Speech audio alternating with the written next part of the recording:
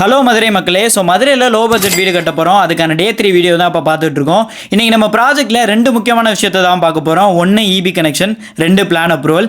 So plan அப்ரூவலுக்காக முன்னாடியே நம்ம அப்ளை பண்ணியாச்சு. ஸோ 2-3 டேஸில் நம்ம கைக்கு வந்து சேர்ந்துடும். இப்போ நம்ம ஃபுல் ஃபோக்கஸ் நம்மளோட இபி கனெக்ஷனில் மட்டும்தான் இருக்க போகுது.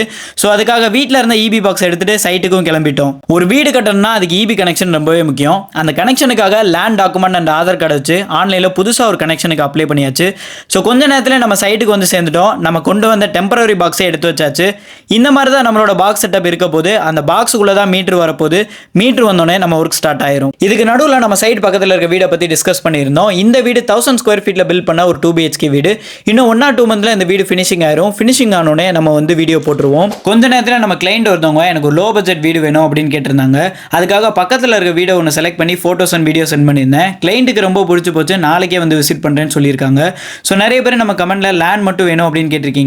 ஸோ நம்ம ஜிடி கன்ஸ்ட்ரக்ஷன் பொறுத்தளவு புதுசாக லேண்ட் வாங்கினாலோ இல்லை புதுசாக வீடு கட்டணும்னு நினச்சிங்கனாலோ இல்லை ஏற்கனவே கட்டின வீடை வாங்கணும்னு நினச்சிங்கனாலும் நம்ம எல்லாத்துக்குமே ஹெல்ப் பண்ணிட்டு இருக்கோம்.